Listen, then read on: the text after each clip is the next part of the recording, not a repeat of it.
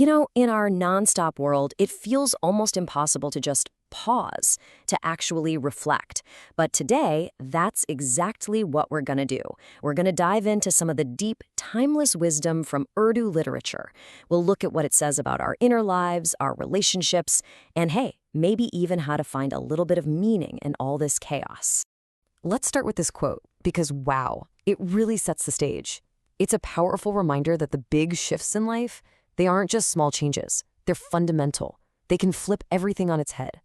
This isn't about winning or losing some kind of game. We're talking about the actual direction of your entire life.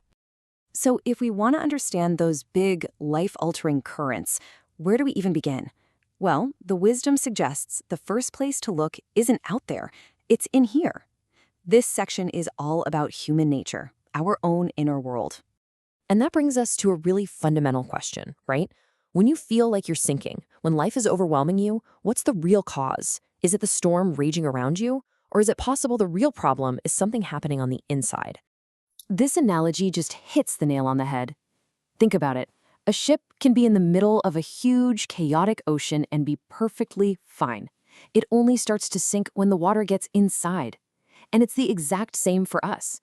It's not the stuff happening around us that sinks us. It's the worries, the fears, the negative thoughts that we let inside our own minds. And this is how that water gets in. Overthinking. Our minds can literally create their own flood. It becomes this relentless cycle, right? You take one little drop of worry and your mind spins it until it feels like a tidal wave that's about to pull you under. And get this isn't just a feeling. It has a real physical cost.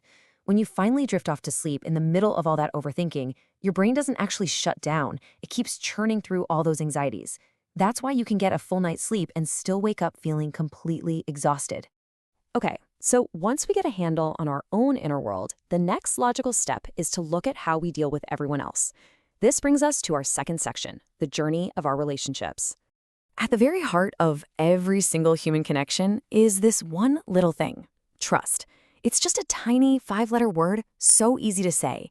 But as this piece of wisdom reminds us, actually building it, proving it, well, that's the work of a lifetime. It's incredibly fragile and it's so precious. A huge part of building that trust is just learning to see people for who they really are. And that's where we mess up a lot. We fall into these traps. We see a kind, decent person and think they're a fool. We see someone cunning and slick and mistake it for real wisdom. Or we confuse aggression for heroism. And maybe the most common one, we see wealth and automatically assume it means greatness. Seeing past these illusions is absolutely crucial. All right, this next one, this is a tough pill to swallow, but it's a vital truth about people. Sometimes relationships are just transactional. The second you're no longer seen as useful to someone, it's like you become invisible. They just disappear. It's a harsh reminder to really invest in those connections that are built on something deeper than just what you can do for each other. So, you've got the battle inside your own head, and then you've got all the complexities of dealing with other people. How on earth do you find any calm in the middle of all that? Well, that brings us to the power of inner peace. We've all been there, right? It's the middle of the night, your body is exhausted, but your brain just will not shut up.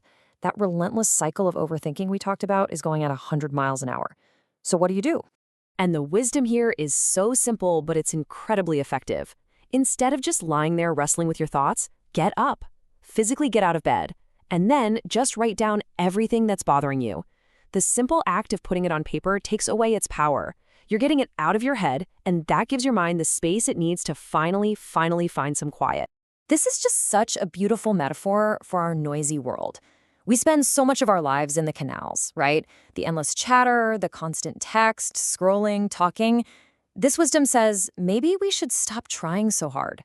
True peace, that vast ocean of silence, it's not something you go out and find. It's something that finds you when you finally stop searching for the canal. Okay, for our final section, let's try to pull all of these ideas together. Let's talk about some core principles for living a better, more meaningful life. I love this. It's such a powerful way to reframe the highs and lows that we all go through. It suggests that when you're crying, it's not just pain, it's a kind of cleansing. And when you're laughing, it's not just a fleeting moment of joy, it's a sign that your hopes have been hurt. It's a perspective that helps you find meaning in every single experience.